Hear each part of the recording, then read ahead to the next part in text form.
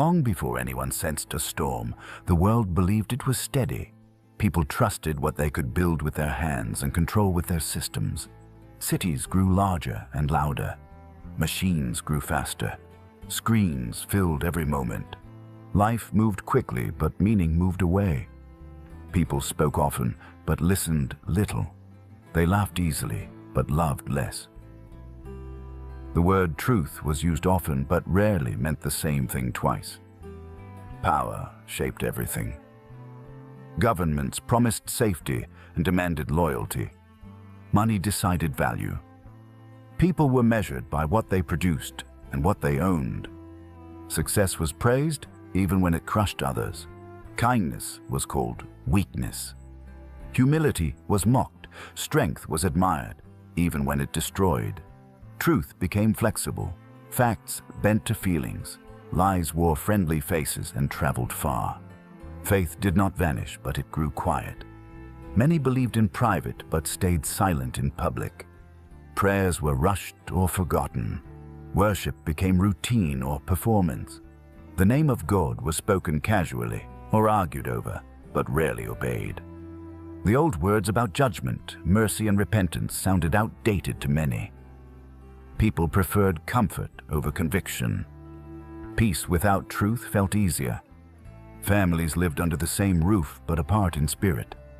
Conversation faded into noise. Work consumed time. Rest was rare. Joy was short-lived. Many felt tired without knowing why. Loneliness spread even in crowded rooms. People searched for meaning in pleasure work, identity, and power, but found little that lasted. Leaders spoke of unity while dividing others. They spoke of peace while preparing for conflict. They warned of danger while feeding fear. Nations did not always fight with weapons. They fought with words, economics, influence, and control. The world was at war long before most noticed. The earth endured quietly. Seasons still came. The sun still rose. People assumed tomorrow would follow yesterday. They planned far ahead. They stored wealth. They trusted systems, treaties, and borders. They believed history was moving forward, not toward an end. They said the world had survived worse.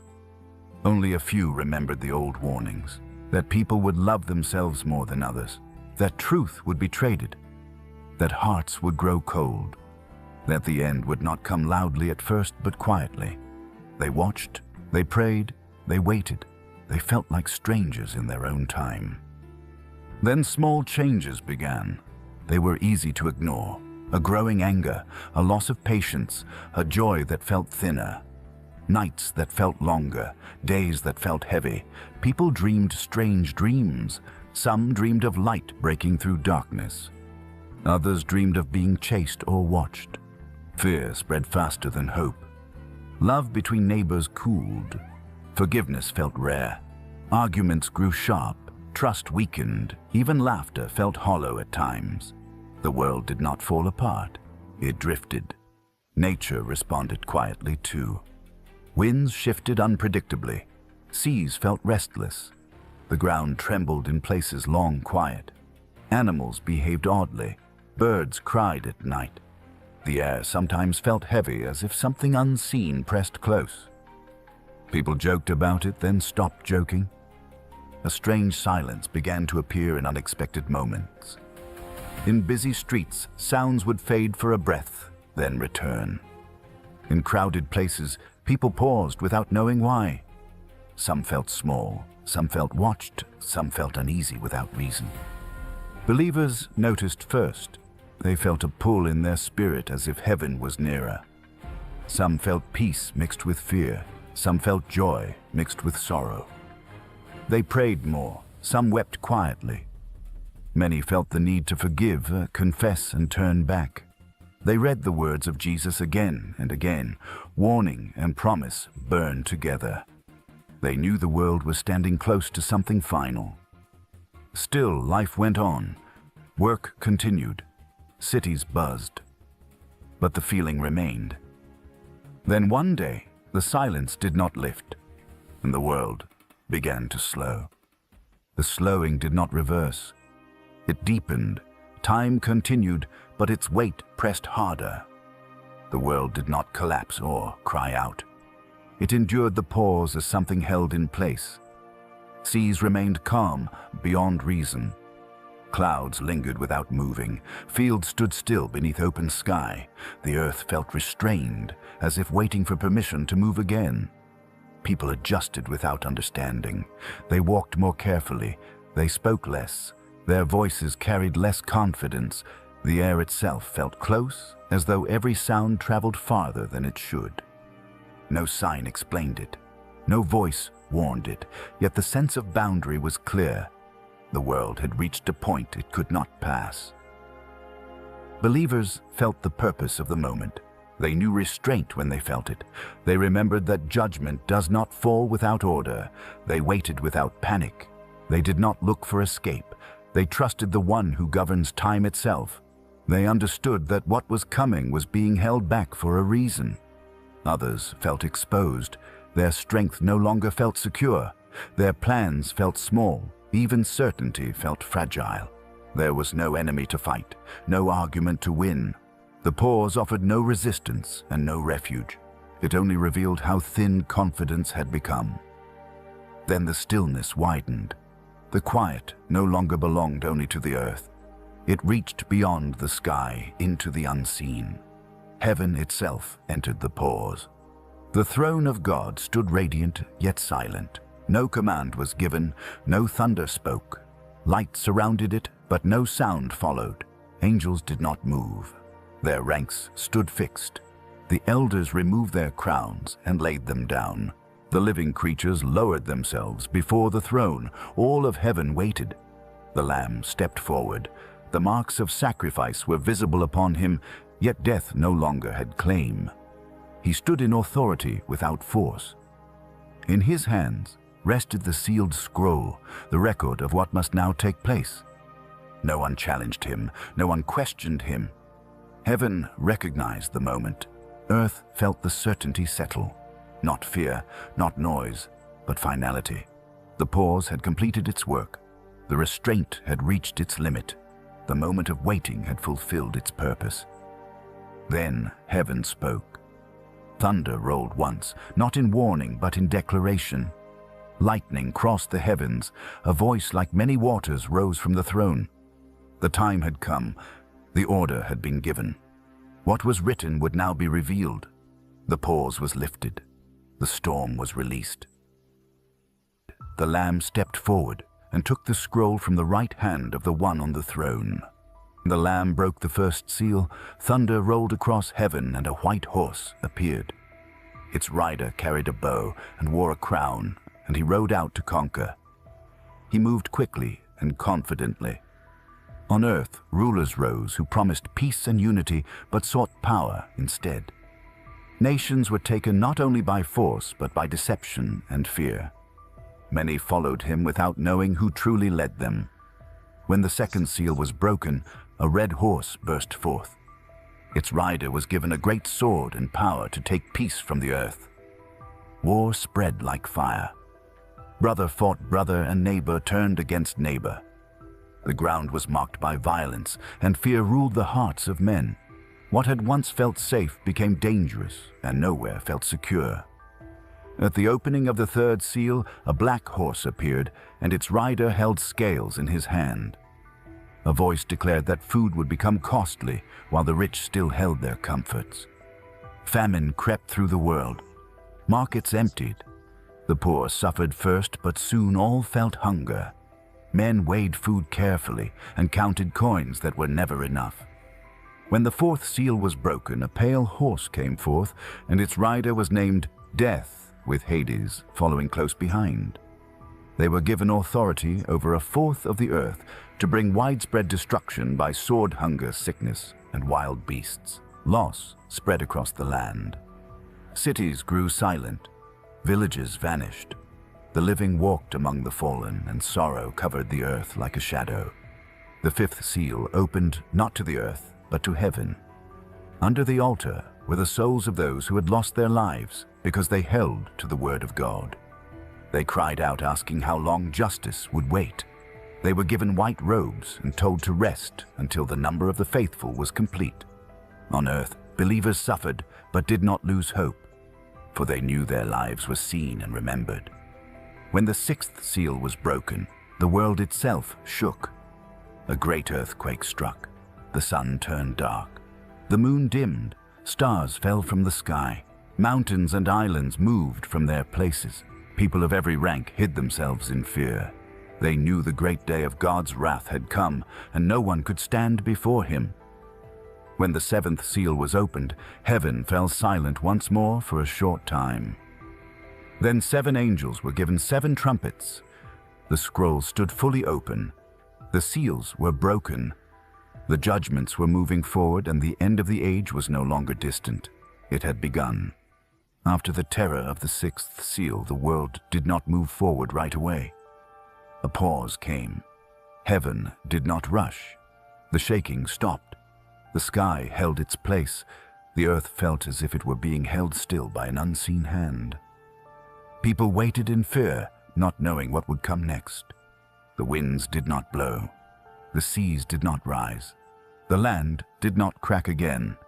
This was not peace, but restraint. Judgment paused because something holy had to be done first. Then an angel rose from the east where the sun is born. He shone with the light of morning and carried the seal of the living God. His voice was strong and clear, and it crossed the whole earth. He spoke to the 4 angels who were given power over the winds of the world. He commanded them not to harm the earth or sea or trees until the servants of God were marked.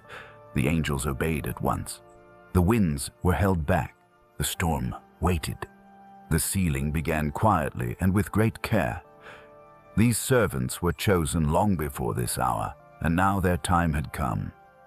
They were marked on their foreheads as belonging to God, not with ink or fire, but with a sign only heaven could fully see. This mark was a promise. They would pass through what was coming and not be destroyed. They would live in the middle of judgment and remain under God's protection. From the tribes of Israel, they were sealed 12,000 from each tribe until the number was complete, 144,000 in all. From Judah and Reuben and Gad, from Asher and Naphtali and Manasseh, from Simeon and Levi and Issachar, from Zebulun and Joseph and Benjamin. Not one was missing. Not one was forgotten. Each name was known. Each life had a purpose.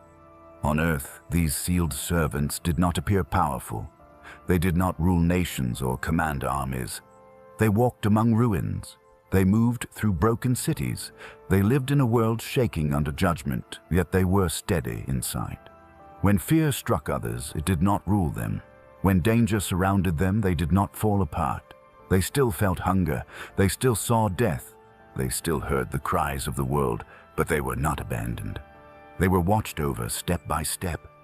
Some traveled across lands torn by war and found safe paths where none should exist. Some lived among sickness and remained unharmed. Some spoke truth quietly, and hearts were stirred, even in dark places. They were not taken out of the storm. They were kept through it. Their lives became signs that God still ruled, even as judgment moved forward. Then the vision lifted higher, and heaven opened wide. A great crowd appeared, larger than anyone could count. They came from every nation, tribe, people, and language. They stood before the throne and before the Lamb, dressed in white robes and holding palm branches. They were those who had come out of great suffering. They had lost their lives, but not their faith. Now they stood alive and free. Their faces were calm. No pain touched them. No fear remained.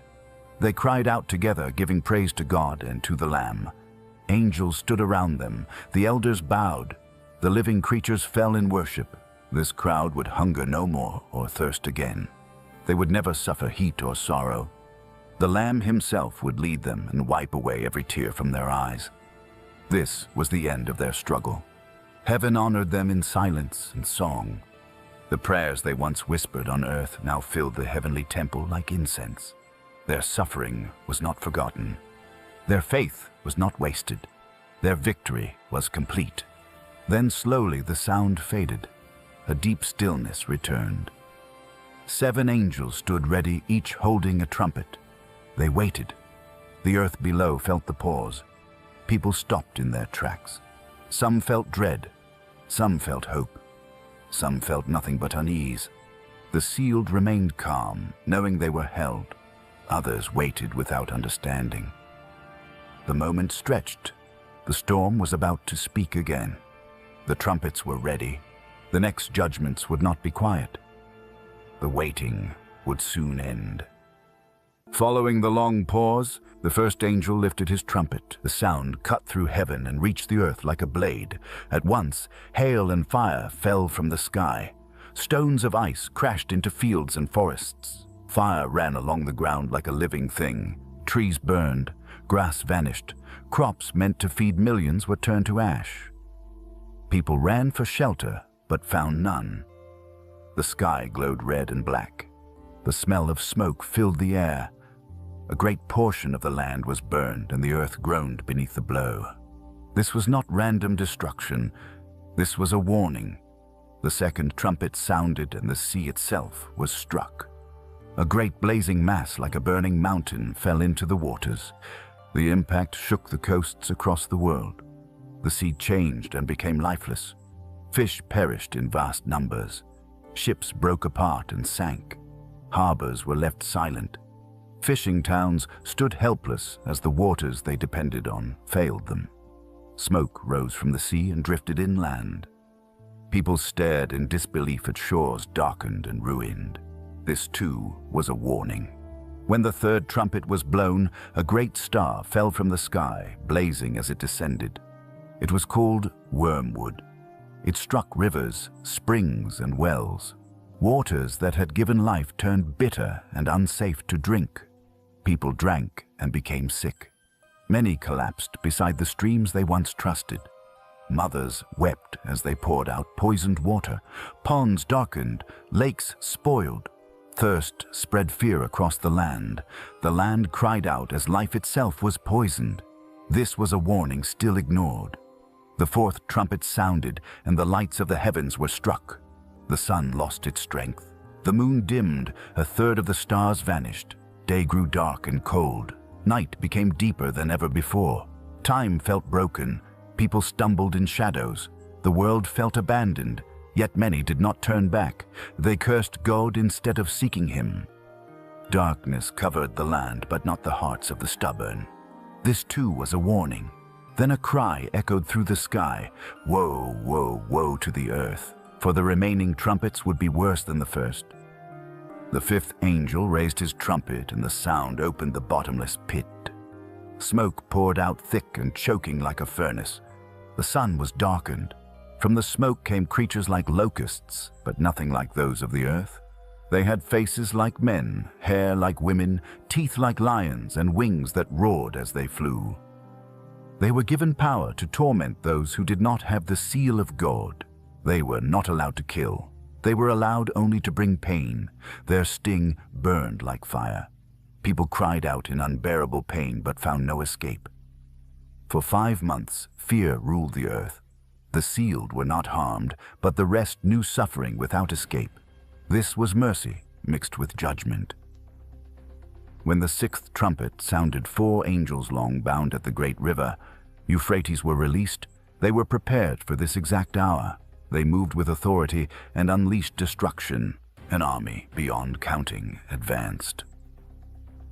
Horses thundered across the land, and from their mouths came fire, smoke, and sulfur. A great portion of humanity fell. The land was covered in destruction once more. Cities emptied. Silence followed the devastation. Yet even then, many refused to turn. They clung to idols, violence, and pride, though the world burned around them. When the sound faded, smoke still rose from ruined lands. Waters lay poisoned. Fields were blackened. The sky remained dim. The world was wounded but not finished. The sealed still stood protected. The unsealed stood shaken and afraid. One trumpet remained. The final warning had not yet sounded. Heaven waited again, and earth held its breath, knowing the next sound would change everything forever. When the sixth trumpet faded, the earth did not recover. The air remained thick with smoke and fear. Then heaven moved again. A mighty angel came down from above, clothed in cloud. A rainbow rested over his head like a crown. His face shone like the sun, and his legs burned like pillars of fire. He stood with one foot on the sea and one on the land, showing his authority over all creation. In his hand, he held a small scroll already open. When he spoke, his voice rolled like thunder across the world, and the sound shook both heaven and earth. The angel lifted his hand and swore by the one who lives forever that there would be no more delay. What had been promised would now move forward. When the seventh trumpet sounded, the mystery of God would be completed. At his words, creation fell silent again, as if listening closely. A voice from heaven then spoke with strength and command, telling John to take the open scroll. John stepped forward and received it from the angel. The angel told him to eat it. The scroll tasted sweet like honey in his mouth, yet turned bitter in his stomach. John felt joy and sorrow at the same time. He knew the message would bring hope to some and pain to many. He was told that he must speak again about peoples, nations, languages, and kings, for the words were not finished yet. Then the scene shifted to the earth, where God's witness would stand in the middle of judgment. Two witnesses were given power to speak the truth. They were clothed in sackcloth, standing as signs of warning and repentance. They prophesied for 1,260 days. They spoke boldly, without fear. They did not flatter kings or bow to threats. God's power moved with them. If anyone tried to harm them, divine judgment fell and their enemies were stopped. They shut the sky so that no rain fell. They struck the earth with plagues. They stood in the streets and spoke what the world did not want to hear, and the world hated them for it. For a long time, no one could silence them. Their words cut deep. They exposed lies. They called for repentance. They reminded the world that judgment was not the end, but mercy was still offered. People argued over them. Some feared them. Some mocked them. Many wanted them gone, but could not touch them. The sealed listened. The unsealed raged. When their testimony was finished, the beast rose from the abyss. This enemy of God was given power for a short time. He made war against the two witnesses and overcame them. They lost their lives in the great city where the Lord had been crucified. Their bodies remained in the open street for 3.5 days. People from all nations saw them and refused them burial. The world celebrated. Gifts were exchanged. People rejoiced, believing the voices of warning were finally silenced. But the victory was false. After 3.5 days, the breath of life from God entered them. They stood on their feet, and fear fell on all who watched. At that moment, a loud voice from heaven called them upward. They were taken into the cloud. Before the eyes of the world, a great earthquake followed. 1/10 of the city collapsed. Many were lost. The survivors were shaken and gave glory to the God of heaven. Then the seventh trumpet sounded. Voices filled heaven, declaring that the kingdom of the world had become the kingdom of God and of his Christ. The 24 elders fell on their faces in worship. They gave thanks because God had taken his power and begun to reign. The nations had raged, but their time was ending. The dead would be judged. The faithful would be rewarded. The holy would be honored. Lightning flashed. Thunder rolled. The temple of heaven opened, and the ark of God's covenant was seen. The warnings were finished. The final stage had begun. After the seventh trumpet sounded and heaven declared that God had begun to reign, the vision shifted deeper into the unseen realm. A great sign appeared in heaven. A massive red dragon filled the sky. His body burned like fire, and his tail swept 1/3 of the stars from the heavens and cast them down to the earth. He had 7 heads and 10 horns, and crowns rested upon them. Each head carried a name that mocked God. He was the ancient serpent, the deceiver of the whole world, the enemy who had opposed God from the beginning. Another sign appeared. A woman stood clothed with the sun, with the moon beneath her feet. and a crown of 12 stars upon her head. She cried out as the moment of birth drew near. The dragon stood ready, watching her with hatred, waiting to destroy what God was bringing forth. But before the dragon could act, the child was taken up to God and to his throne. This one was destined to rule all nations with strength and justice. The dragon's plan failed. The woman was then carried away into the wilderness to a place prepared by God, where she would be protected for a set time. War broke out in heaven. Michael and his angels fought against the dragon. The dragon and his angels fought back with fury, but they were not strong enough. They lost their place in heaven and were thrown down to the earth. The dragon fell in rage, knowing that his time was short. A voice in heaven declared that salvation and the kingdom of God had come, but warned the earth because the enemy had come down, filled with anger. The dragon turned his fury toward those who belonged to God. He pursued those who kept the commandments of God and held to the testimony of Jesus. He spread lies, fear, and division. He stirred hatred and persecution across nations. He worked through ruler systems and false power. Many believers were hunted. Many were imprisoned. Many lost their lives for refusing to deny the truth. Yet they did not overcome by force, but by faith and endurance.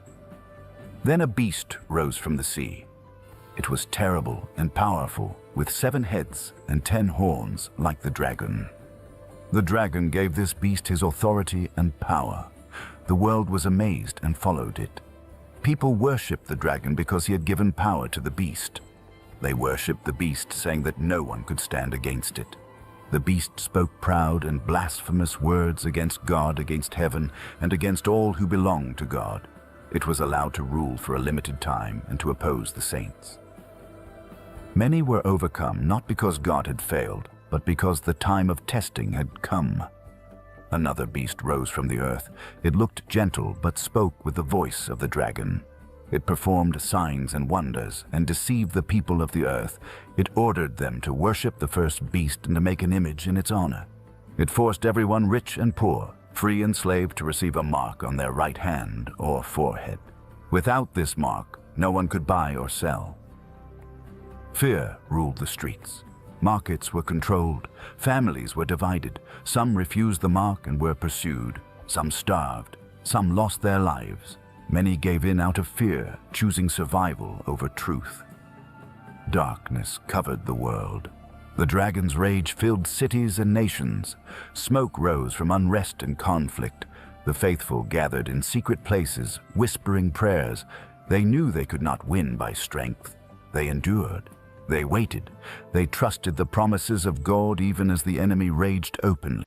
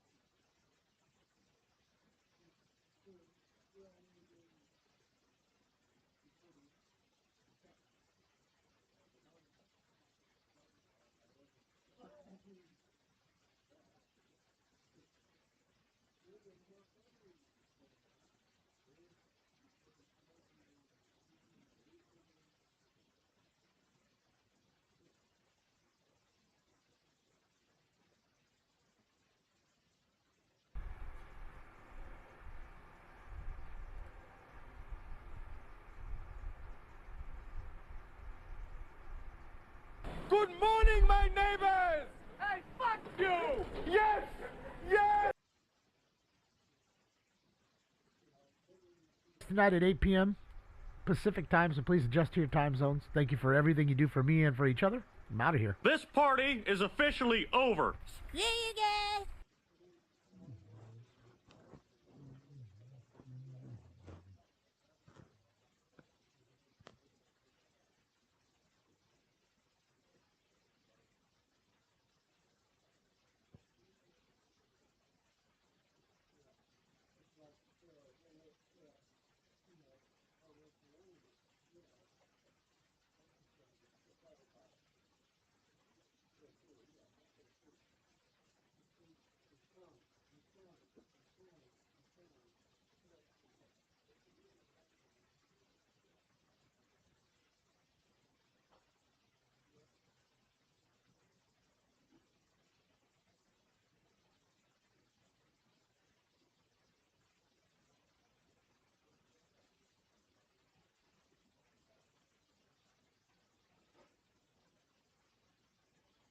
weather as we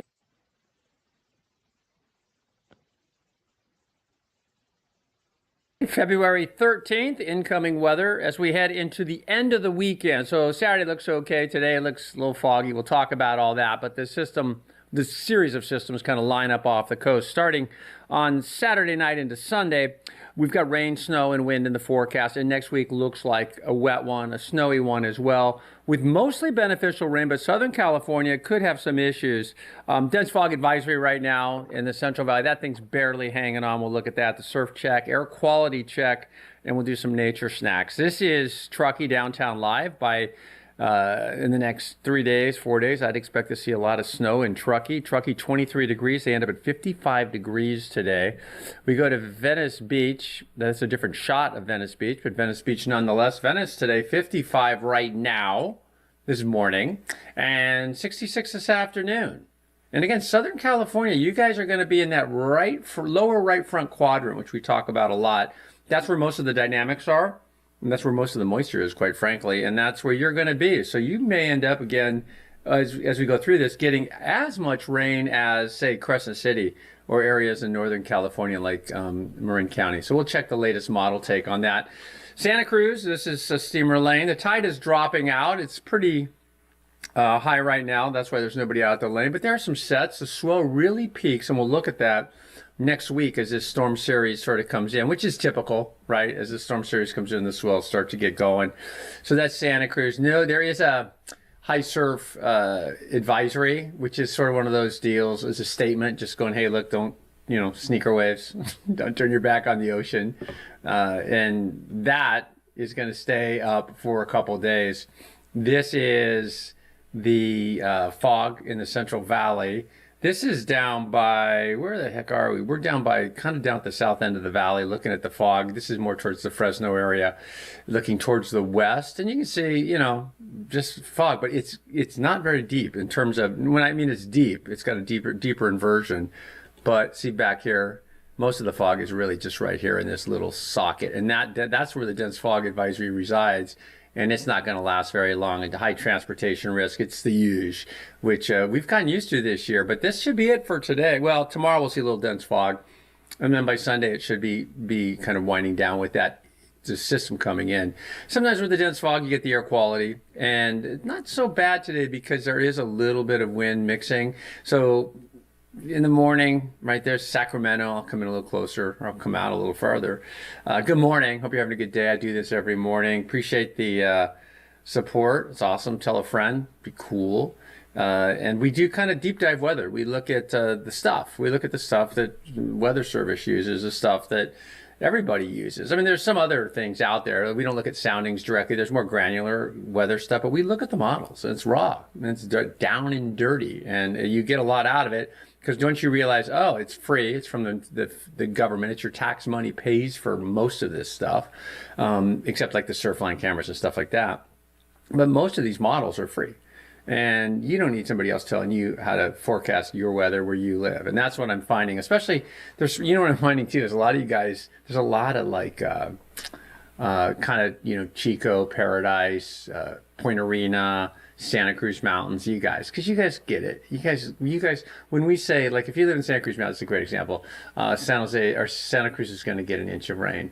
Well, Ben Lomond's going to get 5 inches of rain, right? And you know that. But they basically, the media, all of us, hopefully not, I try not to, but brush everything over the Santa Cruz area as 1 inch. Although you've got almost a half foot of rain in the Santa Cruz Mountains. So it's, what I always point out is how important it is to know how to do this yourself. Because especially if your jobs are weather dependent, or your life is weather dependent, which all of ours are.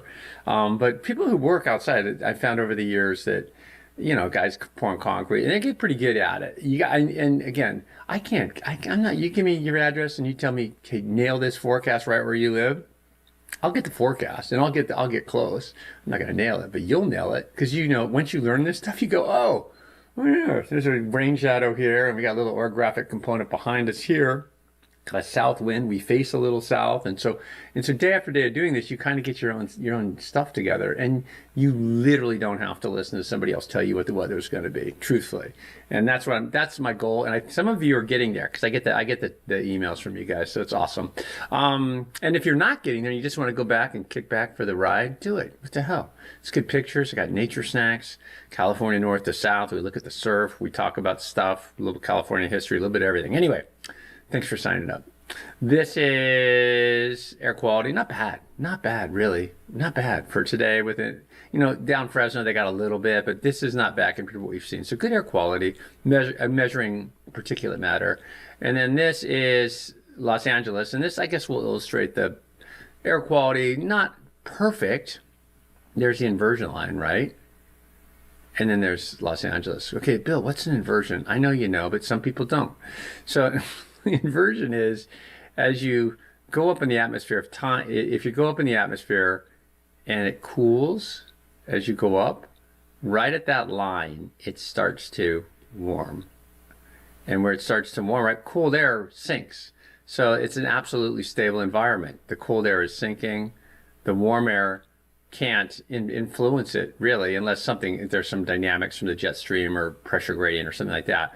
But that is the division. So if, let's say, temperature runs from right to left. So this would be positive 1 degree. I'm kind of doing a sounding on the live picture. This is positive 1 degree. This is negative 1 degree. Well, so as we go this way up in the atmosphere, it gets cooler and cooler and cooler and cooler. And then when it gets to here, it actually starts to warm and warms up. There's positive 1 degree. So that's an absolutely stable environment. And that's where you get bad air quality. That's why you get inversions. That's why the air quality down there, not perfect. But you see Los Angeles, it's not a bad day at all in terms of air quality. So again, simple. I oversimplify things because that way you get it. And then you dig deeper yourself. Like you can go dig up some soundings. They're awesome. Soundings are awesome. And you can tell a lot from soundings, especially in the in a thunderstorm environment or something like that. So we can look at sounding someday. Maybe one day I'll do like a separate. Yeah, maybe one day I'll do a separate thing. All sounding is that those arrows I just showed you. It's that, but stacked in with dew points, temperatures, and it shows you where the moisture, how high the moisture is, where the condensation level is, where the lifted condensation level is. It's really good, and it's not hard to understand. It's just for what we're doing here, it'd be hard. Maybe we'll do one of those. Bill, get to the weather. What are you doing? What are you doing?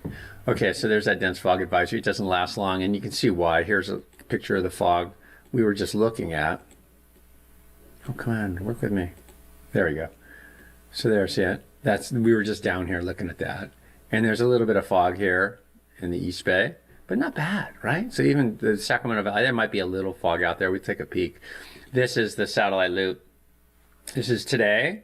Well, look at the jet stream. I'll show you. Right, which way is it going? See if you can draw it in with your eyes, the jet stream. And I'm going to draw it in for you. Not perfect, but I'll be close. Ridges out, and then troughs out. And that's a broad ridge. It's going to stick around another day. The broad ridge being this guy.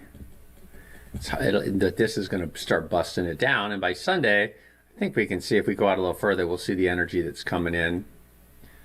That's as far out as I go, dang. Okay. Or maybe, yeah, that's as far as I go. So the model does this.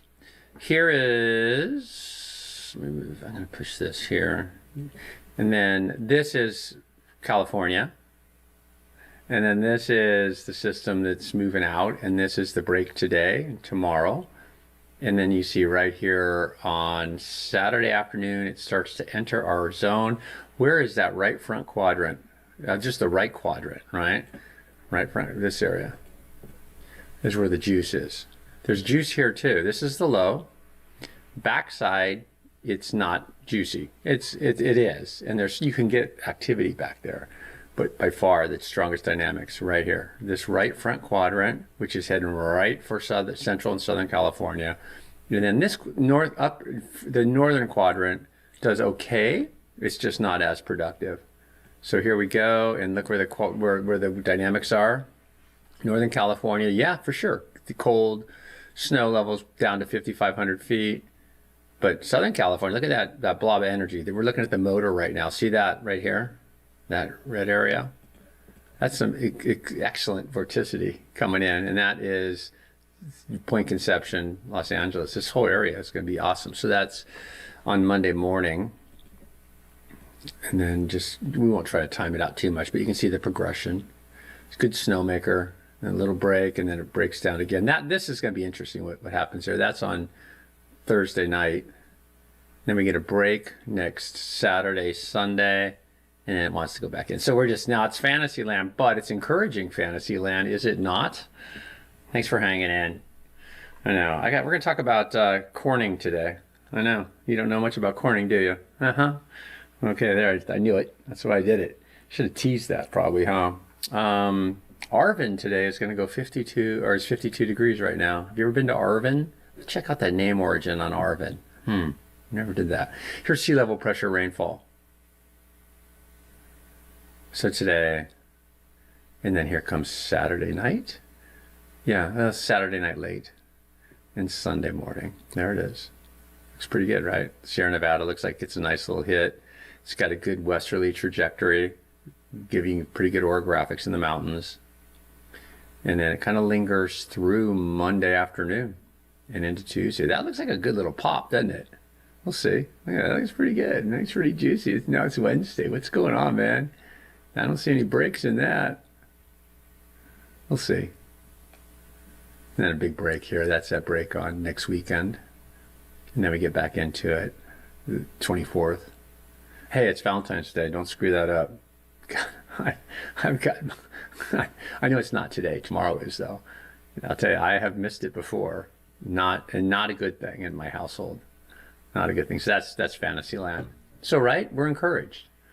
But have something lined up for tomorrow to go do something fun outside. Because I think inside's we're going to be relegated a little bit to that, especially Santa Cruz Mountains and Southern California too.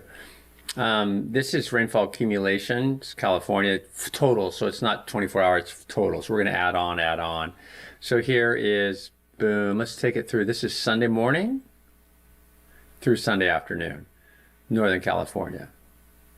And then Southern California comes into it on Monday morning.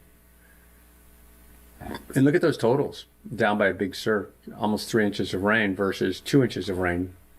And the Santa Cruz Mountains will be there too, but Marin County will be just under 2 inches. So it looks like it's got a real nice bent to the Southland, and you see it load up. Now this is on Tuesday afternoon. This is on Wednesday morning, so here it is. All right, so there's. Now the thing I would note is right away the model run has changed. It's lost about 2 inches of rainfall accumulation compared to yesterday, just on average. So the model's backed off a little bit on the potential for 7-8 inches of rain up in the mountains and made it more like 5 inches of rain, which would turn into 3 and 4 feet of snow. So the snow forecast will be down a little bit. We're looking, Bay Area, I can barely see that, but 3.5 inches in Marin County over a bunch of time. It's really manageable stuff. Southern California, let's see what we got there. 2 inches, burn areas, maybe, how much you got in that burn area? Hang on. This is just an estimate. So yeah, 3.5 inches. So that's good. I mean, it's half inch here, half inch there. It adds up, man. So what I just tell you, timing looks like Sunday night through, or Saturday night through Sunday, Monday, Tuesday, Wednesday, Thursday, and then kind of breaks off, but manageable. This is Antelope. Oh, where are we right now, Bill? Know your way around. Dang it. This is an odd one because I added a bunch of new ones in today. Where are we? Oh, is that Fort Jones? Let's see. Sorry. Oh, Monte. Oh, this is up by the Oregon border. Dude, get it right. This is up by the Oregon border. We're looking north towards Medford. So kind of Eastern California, which is I'm transfixed by. Because I feel like you could go up there and buy some stuff. I'm thinking, you guys, that's Jefferson. Or McLaughlin. That's McLaughlin or Jefferson. I should know that. That's Southern Cascades. We're looking almost due north right now. Northern California today, way up there in Alturas. You guys end up at about 52 degrees for a daytime high. This is Alturas area. And Alturas, what do we got you guys at? We got you guys at about 52 degrees as well. It's just a beautiful day, but you can see things starting to change around. Next couple of days look good. This is a shot that I was hoping wouldn't be fogged in when we got to it. I believe this is Fort Jones. Yeah. Let's try this. Do this. See if we can make a loop on and get something to move out of the way. That's an inversion, but it's not very. It's more. I shouldn't say an inversion. It's more low clouds. See it? And it lifts right up over. That's John Martin Peak in the back. Yeah, so this is just showing you the inversion, not really doing much over there. It's getting ready to release. Those are the Southern Buttes off in the distance. This is East Los Molinos looking towards Corning. Corning, you say? I think that's we're looking south from Los Molinos, Corning area. So that would be the Southern Buttes. From a different angle in the Central Valley, first thing you notice, not a lot of fog. Corning, 1882. John Corning was a bigwig with the Southern Pacific Railroad. Now, this I didn't know. When they put these railroads in early on, I knew some of this, but they're kind of like boom towns, they call them, right? And so like they were just, we need a place to, pick up coal or sort of like depots. And wherever they put the depot, a town would pop up. It was sort of like that. And so they got in the habit of naming the towns after these railroad guys, after the big wigs at the Southern, in this case, the Southern Pacific, his name was John Corning. Interesting. It's all of capital of the world. No argument there. It's a railroad boomtown. That's kind of interesting. And then this was a couple things here. Rolling Hills Casino changed the whole thing. I know. I guess the economy because it wasn't super thriving until that showed up. So I guess it's really created quite the economy in Corning. It's a big casino. And then here's the story you didn't know. I don't know if you remember the 49ers in the 80s, but Jeff Stover was a defensive end, and he was played on the championship teams. Well, he's from Corning. How do I know this? Because I played Pop Warner football and high school football against him. And then he was a fullback. He was a big fullback. So imagine a defensive end, but he was a fullback when I was in high school. And I hit him a couple of times, brought him down with the help of like 10 other people. But that's my claim to fame. I put him down. It wasn't a one-on-one tackle at all. They had him as a fullback and I was a defensive end. Yeah, Jeff Stover. Anyway, he played for the 49ers. So I played with him. At one point I was able to. He was a big, big kid. Really nice guy too. I didn't know him well. But Jeff Stover. And people in Corning know that name. People in Chico do too. I think he's a big deal and he has a health club in Chico. Anyway, Jeff. Yeah, you're not watching. Okay, that's a lot more than you wanted to know. This is Mount Tamalpais looking towards the east. Yeah, buddy, got it right. Got one. I wonder if we want to do this. Sometimes I load these up in the morning, and then the sun angle changes, and it all looks different. That's looking kind of down towards the South Bay,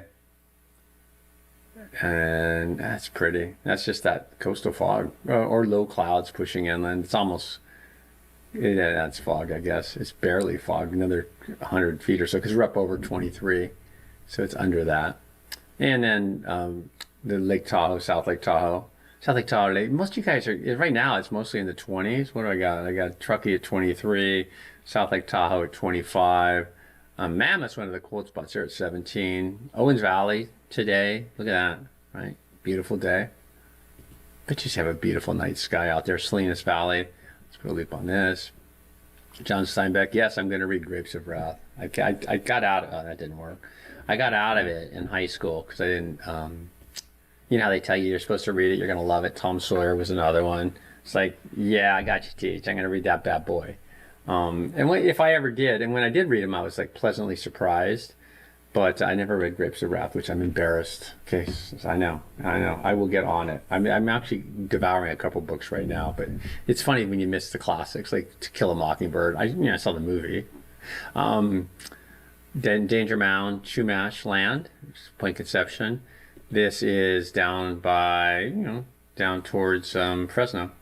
Fog, or low clouds. Beautiful day. I like Fridays. What else we got? Yeah, we're moving down the road. Thanks for hanging in, by the way. If you're here, you're just a baller, dude. I'll try to lay down some more nuggets. I think I got some stuff in there, or maybe I don't. Be running that risk. This is Pasadena, which I know more about. And then I was going to say JPL. I think JPL's there. And then this is looking towards Los Angeles. Just another look, kind of looking across the valley, looking towards the north, and then Los Angeles would be in here. The fun thing about this, because one of you guys the other day said this, I really appreciated it, that it's kind of, because I was telling my buddy Danny McInerney, who's a big Southern California guy, that's looking out towards Dana Point, that Southern California and Northern California have always been very separate. Culturally, we're very different. Just face it. Come on, just face it. Especially in NorCal, we just had an attitude towards you guys because we were, quite frankly, quite jealous of surfing and movie stars in Disneyland. We had like Rolling Hills Casino, Canocti, Nut Tree. Yeah, couldn't compete. And you guys got Disneyland, man, Universal Studios and Malibu. But we were, it's nice to do this and sort of include you guys. That's what I've been doing. If you've noticed, and one of you guys generally goes, yeah, I really appreciate you including it as a whole because we're all the same, right? I mean, I really always thought of us as very different, but in the last 10 years, I'm like, nah, I have a bunch of LA friends who I really like. They're ballers, man. Lots of Southern California, like Northern California, we think we're just badass because oh, we do this, so scary, we do it. These LA guys, they go so hard in terms of just like I do these bike trips with a bunch of dudes. I do these rafting trips with a bunch. You've got a group of guys from down there that include me in their journeys. They go at it, man. I mean, stuff I would never do. Bush planes into rivers and canyons, and so it's anyway. I digress. I'm just saying that it's neat that I feel like we're kind of merging cultures here because I'm so NorCal. It's weird, but I'm sort of like trying to, okay, you get it. Dana Point, Richard Henry Dana, right? Read the book, 2 years before the mass. Read that book and be super happy. You'll be so happy you did. It starts off a little slow. He has to leave the East Coast in the 1830s for his health, which was, isn't it sort of the beginning of the California health trend, isn't it? Right? The California health wellness industry is still alive and well, but back in the 1800s, early 1900s, mid 1900s, booming. Coronado. That's what that was. It's a health spa.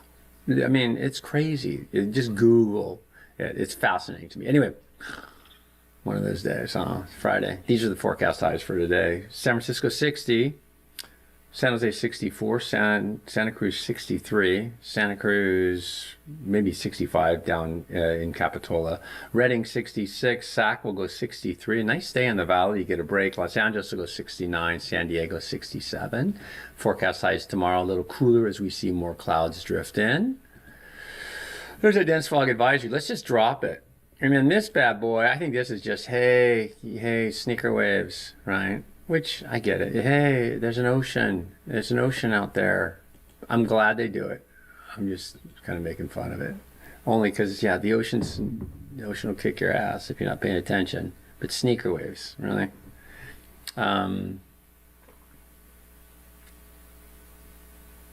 Satellite loop. I just did the Sussman pause. Okay.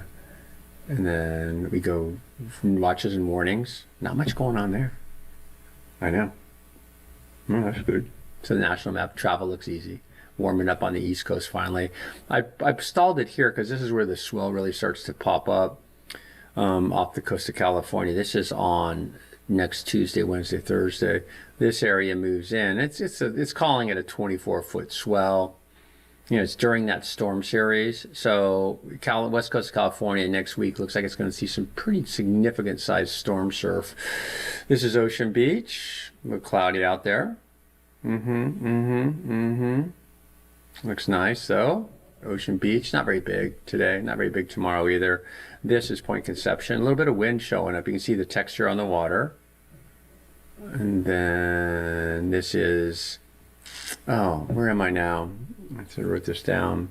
This is Salt Creek. Ha! See what happens? I set these cameras up like 40 minutes ago, and then the angles change, or the lighting changes, or the cloud cover changes. Salt Creek. Nobody's working today. That's pretty good size swell for Laguna. I mean, it's not giant, but it's it's like, oh, they're surfing. And then Mount Shasta, we can do a loop on this. Again, thanks for joining in. I really am enjoying these because What was I doing yesterday? I was doing something yesterday. I was riding with my boy, my son. We were up in the hills, and I was just thinking, can I really enjoy this? Because it's like talking to him. Like I talk to you guys like I talk to my son, or like my dad talked to me. Like, you know why that's doing that? It's doing that because of that. And I think that in terms of learning is such a awesome thing. So I've really enjoyed doing this, and I've learned a lot. I've learned, it's weird. I mean, I'm learning a lot just because in television I didn't have to. Now I have to learn a lot. I learned a lot about eagles. This is Jackie and Shadow, and it's not there yet. They did lose their egg, and they did show up yesterday, I'm told, at the nest at the evening and kind of fluffed it up a little, which indicates there's a chance, I guess. I mean, you guys chime in and tell me, you eagle guys, because I know there's a bunch of fobbies out there. Let me know what you think or what's going to happen, because it's engaging as hell to watch them raise the baby eagle. We did that last year. This is North Star, and it looks like a nice day. You can see it's a live camera. It's just not doing much live coolness stuff. There it is. Snow in the trees. It's cold. Like I say, it's probably 20 degrees, 22 degrees there. Top of the mountain. Beautiful day. I talked to one of you guys went to, I can't remember your name. Nice woman went to Sugar Bowl yesterday and said it was awesome. Sugar Bowl is a fun spot. This is Mammoth Mountain. Mammoth is 17 degrees. It was. Let's see what it is now. Yeah, 17 degrees. And they got good coverage. And we talked yesterday. I don't know if you looked at that water piece I did. No, this is interesting. That's fish. I did a water piece yesterday, just kind of an evergreen thing, so you can look at it and go, oh, here's where the reservoirs are, here's where the 8-station, 6-station index is, and here's where we are in terms of, we should be, how are we doing? We're doing pretty good for rainfall, bad for snowfall, but this next system is going to have a real awesome opportunity to load us up. It's also going to have an opportunity to create issues up on the highways. This is Soda Springs 80 right now. I don't know if I can do that. There you go. Yeah. Not the best cameras, but awesome. So that's the top of 80. Soda Springs, northwest, westbound, we're looking at.